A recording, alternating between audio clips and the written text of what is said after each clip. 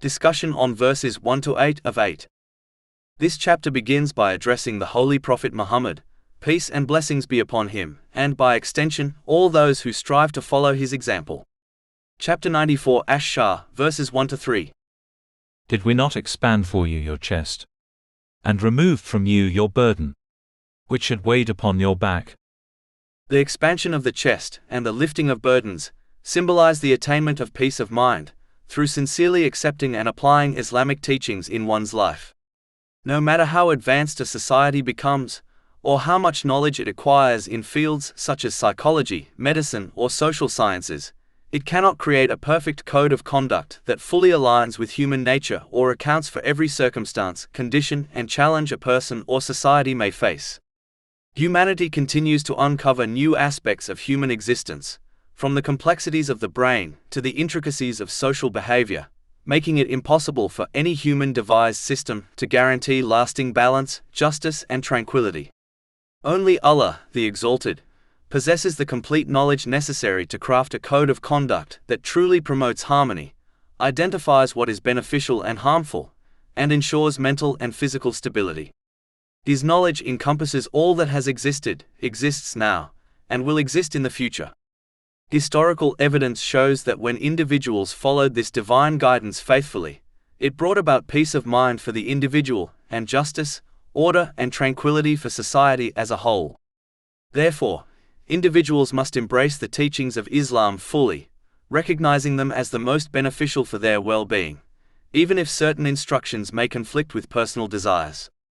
They should behave like a wise patient who accepts and follows the advice of their doctor, understanding that even unpleasant treatments and strict regimens serve their ultimate benefit. By adhering to this divine guidance, a person can achieve a balanced mental and physical state, correctly prioritize all elements and relationships in their life, and adequately prepare for their accountability on the Day of Judgment. This approach ensures lasting peace of mind in both worlds. In addition, those who reject or avoid acting upon their faith in Islam often do so because of attachment to the material world and a desire to satisfy their own impulses without restriction. They perceive faith as a set of limitations that prevent them from fully enjoying worldly pleasures, leading them to dismiss or ignore it in practice. They often look down upon those who strive to follow Islam by disciplining their actions and using their blessings in ways pleasing to Allah, the Exalted, thinking that such pious individuals are confined and restricted, while they themselves are free to pursue whatever they desire. However, the reality is the opposite. True freedom lies in submission to Allah, the Exalted, because it liberates a person from the enslavement of worldly desires. Those who reject faith are in fact enslaved to their impulses, material possessions, social pressures, and fleeting pleasures. This concept can be illustrated through an example of two children under parental guidance. One child is restricted in their diet, eating only what is healthy, with treats allowed sparingly. At first, they may feel constrained and believe they are missing out. The second child is permitted to eat anything they want, whenever they want, and as much as they desire. Initially, this child feels unrestricted and believes they are free, while the first child appears constrained. Over time, however, the consequences of these choices become evident. The unrestricted child may develop obesity, diabetes, high blood pressure, and mental stress related to body image and health. Their life becomes controlled by diseases, medications, and health limitations. They have become enslaved to the very things they once thought they were free from. The child who followed restrictions grows up healthy in both mind and body, confident in their abilities, and free from the burden of illness and dependency. In this way, the one who appears free in the short term is often the true slave in the long term, while the one who initially seems restricted experiences genuine freedom. Applied to faith, the person who submits only to Allah, the Exalted, gains control over their desires, achieves balance in life, and is liberated from the bondage of materialism, social pressures, and personal whims. Conversely, those who reject submission to Allah become bound by the very things they chase: pleasure, recognition, wealth, and societal approval, resulting in mental, physical, and social difficulties. In conclusion, true slavery is to everything except Allah, the Exalted, social media, fashion, wealth, culture, and personal desires, while true freedom is attained by submitting solely to Him. This submission brings inner peace, mental clarity, physical well-being, and genuine independence from the burdens that otherwise enslave human beings. When a person sincerely learns and acts upon Islamic teachings, the benefits manifest on multiple levels, both personal and societal. On an individual level, such a person attains a balanced mental and physical state. They gain clarity in thought, emotional stability, and the ability to prioritize and manage the relationships and responsibilities in their life effectively. This internal equilibrium allows them to navigate challenges and difficulties with resilience, and ensures that they do not become overwhelmed by stress, anxiety, or desires that conflict with divine guidance. They are able to distinguish between what is truly beneficial and what is harmful, and as a result, they live in a state of inner peace and contentment. But the impact of acting on Islamic teachings does not stop at the individual. Such conduct naturally extends outward into the wider social sphere. By fulfilling the rights of others, such as family members, neighbors, and the less fortunate, through actions rooted in justice, compassion, and integrity, the person promotes harmony and fairness within their immediate surroundings. These efforts strengthen social bonds, reduce conflicts, and encourage a culture of mutual respect. When justice and consideration become the guiding principles of interaction, society as a whole becomes more peaceful, cooperative, and morally grounded. Chapter 94 Sharh, verse 4. And we raised high for you your repute. This verse highlights that the elevation of a person's honor and status in the eyes of others is not based on worldly achievements, wealth, or social position alone, but on their adherence to divine guidance and their ability to act with integrity. When a person embodies the principles of Islam, through both inner discipline and outward conduct, they naturally inspire respect, admiration, and trust from those around them. This repute is a reflection of the harmony they bring into the world. Their life becomes a living example of justice, compassion, and balance. Moreover, this honor is not fleeting or superficial. Unlike the temporary praise gained from material success or societal approval, the recognition that comes from acting on Islamic principles is enduring because it is rooted in truth and virtue. It is a form of honor that survives challenges, trials, and the passage of time. People are drawn to those who consistently demonstrate moral courage, fairness, and consideration for others, and this creates a ripple effect, encouraging others to act justly and responsibly, further strengthening the moral fabric of society. In essence, learning and practicing Islamic teachings creates a combined effect between personal peace and societal well-being. The individual who aligns their life with divine guidance gains stability, clarity, and contentment, while their actions foster trust, justice, and respect in the wider community. Their life serves as a model of integrity, demonstrating that true success is measured not by temporary worldly gains, but by the enduring harmony, honor, and peace that comes from living in accordance with the will of Allah, the Exalted. Islam presents a practical and realistic framework for life, acknowledging that difficulties are an inevitable part of the human experience. It does not promise that one who sincerely accepts and acts upon its teachings will be shielded from hardships, for this would negate the very purpose of existence as a test. Life's alternating conditions of ease and difficulty serve as a mechanism to distinguish between those who are sincere in their faith and those who are not, revealing who remains steadfast in obedience to Allah, the Exalted, and who abandons it when tested.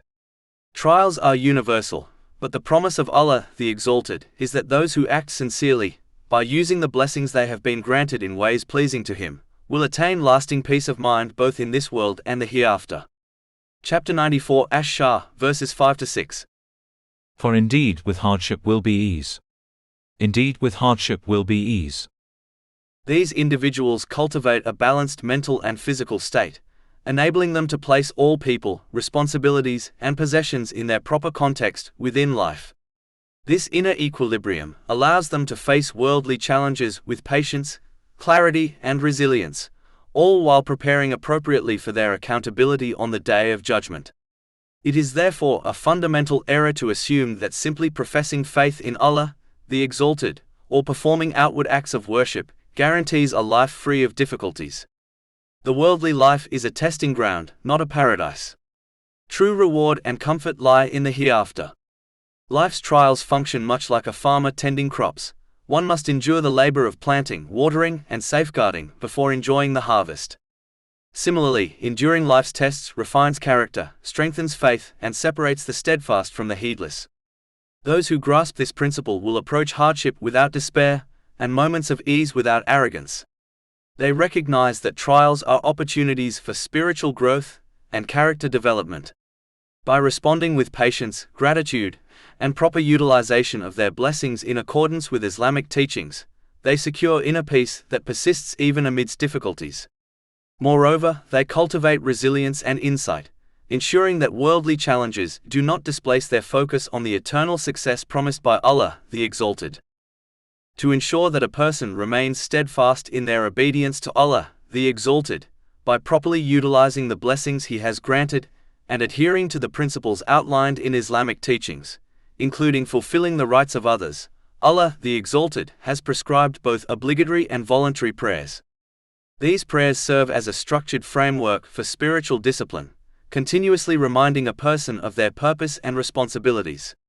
Chapter 94 Sharh, verse 7. So when you have finished your duties, then stand up for worship. The repeated emphasis on establishing the prayer throughout Islamic teachings reflects its central role in shaping a believer's character. Prayer is the axis around which all righteous actions revolve. It forms the foundation of a person's relationship with Allah, the Exalted, and serves as the means by which they remain steadfast in righteousness.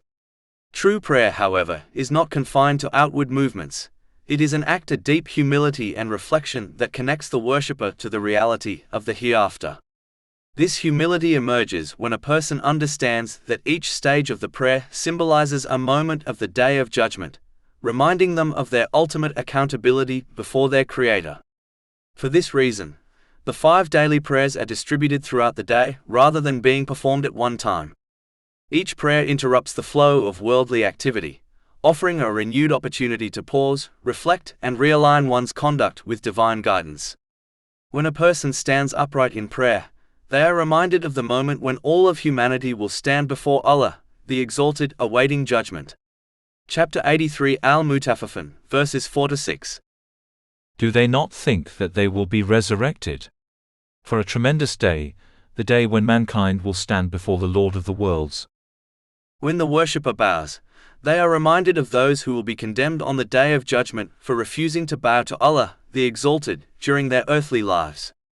Chapter 77 Al-Mursalat, verse 48. And when it is said to them, bow in prayer, they do not bow.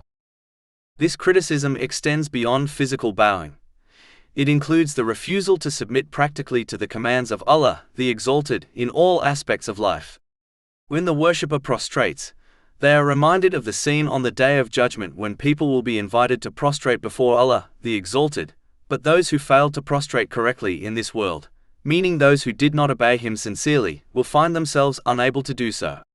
Chapter 68 Al-Kalam, verses 42-43.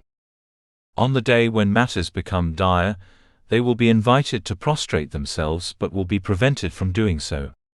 Their eyes humbled, humiliation will cover them. And they used to be invited to prostration while they were sound. When the worshipper sits on their knees during the prayer, they are reminded of the posture in which all nations will sit before Allah, the Exalted, on the Day of Judgment, awaiting the announcement of their deeds with fear and anticipation. Chapter 45 Al-Jatiyah, verse 28. And you will see every nation kneeling from fear. Every nation will be called to its record and told, today you will be recompensed for what you used to do. The one who prays with these meanings in mind establishes their prayer correctly. Such a prayer strengthens the heart, disciplines the soul, and ensures sincere obedience to Allah, the Exalted, in the periods between the prayers. Chapter 29 Al-Ankabut, verse 45. Indeed, prayer prohibits immorality and wrongdoing. This obedience is reflected in the conscious and deliberate use of the blessings granted by Allah, the Exalted, in ways that align with His guidance, as articulated in the Holy Quran and the teachings of the Holy Prophet Muhammad, peace and blessings be upon him. When a person internalizes this understanding, acts of worship, such as prayer, transcend ritual and become transformative experiences. They shape character, purify intentions, and anchor one's life firmly on the path of righteousness and ethical conduct. By practicing such obedience, an individual attains peace of mind, achieving a balanced mental and physical state. They learn to place every matter, relationship, and responsibility in its proper place, cultivating harmony within their personal life. At the same time, this personal discipline extends outward into society. Through conscientious action and adherence to divine guidance, a person fulfills the rights of others, promoting justice, fairness, and compassion. In this way, the obedience of a single individual contributes not only to their own spiritual and psychological well-being, but also to the cultivation of social order, equity, and peace, demonstrating the holistic and interconnected wisdom embedded in the teachings of Islam. Chapter 94 Sharh, verse 7. So when you have finished your duties, then stand up for worship. Voluntary night worship, also known as the night prayer, is a profound demonstration of sincerity towards Allah, the Exalted, as it is performed privately with no one else observing. It represents an intimate dialogue between the worshipper and Allah, the Exalted, and reflects true servanthood. Its spiritual benefits are immense. A hadith found in Sunan an-Nasai, number 1614, mentions that this prayer is the best form of voluntary worship, highlighting its elevated status. The special rank of the Holy Prophet Muhammad, peace and blessings be upon him, is directly linked to the night prayer, illustrating the immense virtue of this worship. Those who observe the night voluntary prayer sincerely are blessed with higher spiritual ranks in both this world and the hereafter. Chapter 17 Al-Isra, verse 79. And from part of the night pray with it, i.e., recitation of the Quran as additional worship for you. It is expected that your Lord will resurrect you to a praise station. The last part of the night holds particular significance, as a hadith found in Jami at-Tirmidhi, number 3579, advises that a worshipper is closest to Allah, the Exalted, during this time. Those who remember Allah, the Exalted, in these hours can derive countless blessings. Additionally, the voluntary night prayer provides an opportunity for supplications to be answered, as noted in Sahih Muslim, number 1770, where a special hour in the night is described during which requests are always accepted. Establishing the night prayer offers practical benefits beyond spiritual rewards. It helps prevent one from falling into sinful behavior, encourages avoidance of unnecessary social distractions, and promotes physical and mental well-being. This is supported by a hadith found in Jami at-Tirmidhi, number 3549, which highlights its protective and corrective aspects. Preparation for the night prayer is crucial to ensure focus and devotion. Overeating or excessive drinking before bedtime should be avoided to prevent lethargy. One should manage physical exertion during the day, allowing sufficient rest, and even a short daytime nap can help maintain alertness. Most importantly, one should strive to maintain obedience to Allah, the Exalted, by fulfilling His commands, avoiding prohibited actions, and facing life's challenges with patience. Those who live in this state of devotion find it easier to perform the night prayer with sincerity and dedication, maximizing both its spiritual and practical benefits. By consistently observing the voluntary night prayer, a person strengthens their connection with Allah, the Exalted, purifies their heart, protects themselves from sin, and develops discipline that enhances their overall balance in life. This practice cultivates a deep sense of peace, accountability, and preparedness for the hereafter, ensuring that the individual grows in both spiritual and worldly success. This chapter concludes with a powerful reminder about the centrality of intention in all actions. Every deed should be performed with the aim of pleasing Allah, the Exalted. Chapter 94 Sharh, verse 8. And to your Lord direct your longing. A hadith found in Jami at-Tirmidhi, number 3154, emphasizes the seriousness of intention. The Holy Prophet Muhammad, peace and blessings be upon him, cautioned that anyone performing actions for reasons other than pleasing Allah, the Exalted, will be told on Judgment Day to seek their reward from the objects or people they acted for, a task that is impossible. This illustrates that the value of every action depends entirely on the purity of its intention. The foundation of all deeds, and indeed of Islam itself, lies in intention. It is the measure upon which Allah, the Exalted, judges people, as confirmed in the hadith found in Sahih Bukhari, number 1. A person who truly acts for Allah's sake directs both their religious and worldly actions toward Him, seeking reward only from Him in both this life and the hereafter. A key sign of such sincerity is that they neither seek nor expect recognition, appreciation, or gratitude from people. If they do, it indicates that their intention is not wholly aligned with Allah, the Exalted. Acting with the correct intention also shields one from emotional harm. Those who perform deeds for the sake of people often face ingratitude, criticism, or even hostility, which can lead to frustration, bitterness, and a sense of wasted effort. This scenario is common among parents and relatives who act for their children's or family's benefit, but do so seeking appreciation rather than Allah's pleasure. In contrast, a person who performs actions solely for Allah, the Exalted, fulfills all duties toward children, family, and society, without being affected by others' ingratitude. Their satisfaction comes from knowing that Allah, the Exalted, fully comprehends their sincerity and will reward them appropriately. Maintaining this mindset fosters lasting peace of mind and genuine contentment. It prevents resentment and emotional fatigue, allowing the person to continue performing righteous deeds consistently. This is not only practical for personal well-being, but essential for spiritual success, as it ensures that their actions yield reward in the hereafter. Chapter 18 Al-Kahf, verse 110. So whoever would hope for the meeting with his Lord, let him do righteous work and not associate in the worship of his Lord anyone. In essence, the purity of intention transforms ordinary actions into acts of devotion. When all deeds, whether spiritual, social, or personal, are directed toward pleasing Allah, the Exalted, they become a source of continuous reward, protection, and tranquility in both worlds. This approach cultivates a life where actions are aligned with divine guidance, allowing a person to navigate responsibilities and relationships without attachment to worldly validation, secure in the knowledge that Allah, the Exalted, will acknowledge and recompense every sincere effort.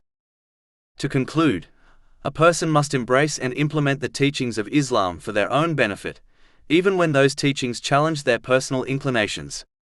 Their attitude should resemble that of a discerning patient who willingly follows the medical guidance of a skilled physician, recognizing that the treatment, though it may involve bitter medicine or a demanding diet, is ultimately for their well-being. Just as such a patient eventually attains sound physical and mental health, the individual who adheres to Islamic teachings attains inner balance, clarity, and stability. This is because the only one who possesses complete knowledge of what enables a human being to achieve a balanced mental and physical state, and to correctly prioritize everything and everyone within their life, is Allah, the Exalted. Human knowledge, no matter how advanced, can never reach this level of perfection. Despite extensive research into the human mind and body, society cannot resolve every difficulty a person may face, nor can it shield individuals from all forms of mental and physical stress. Human advice is limited by incomplete knowledge, restricted experience, lack of foresight, and personal biases. Allah, the Exalted, alone possesses perfect knowledge, and He has conveyed what humanity needs through the Holy Quran and the traditions of the Holy Prophet Muhammad, peace and blessings be upon him. This truth becomes evident when one observes the difference between those who use their blessings in accordance with Islamic teachings and those who do not. The contrast is visible in their conduct, their emotional stability, and the outcomes of their choices. Although patients often do not understand the scientific details behind the medicines they are prescribed, and therefore trust their doctor without full comprehension, Allah, the Exalted, does not expect people to follow Islam blindly. Instead, He invites them to reflect upon its teachings so that they may recognize its truthfulness and appreciate the positive effects it brings to their lives. He calls people to approach Islam with insight and understanding, not imitation or unexamined acceptance. Chapter 12 Yusuf, verse 108.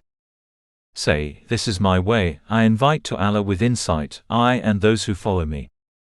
Furthermore, as Allah the Exalted alone governs the spiritual hearts of people, the true seat of peace of mind, He alone determines who attains tranquility and who does not. Chapter 53 and Najm, verse 43. And that it is He who makes one laugh and weep. It is therefore clear that Allah the Exalted grants peace of mind only to those who use the blessings He has given them in the correct manner, as outlined in Islamic teachings. Those who live according to divine guidance attain clarity, balance, and inner stability, while those who misuse their blessings fall into confusion, imbalance, and distress.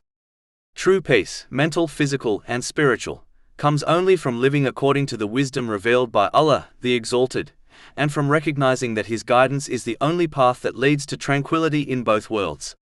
Chapter 16 and Nahl, verse 97. Whoever does righteousness, whether male or female, while he is a believer, we will surely cause him to live a good life, and we will surely give them their reward in the hereafter according to the best of what they used to do. All praise is due to Allah, Lord of the worlds, and may peace and blessings be upon His final messenger, Muhammad, his noble family and companions.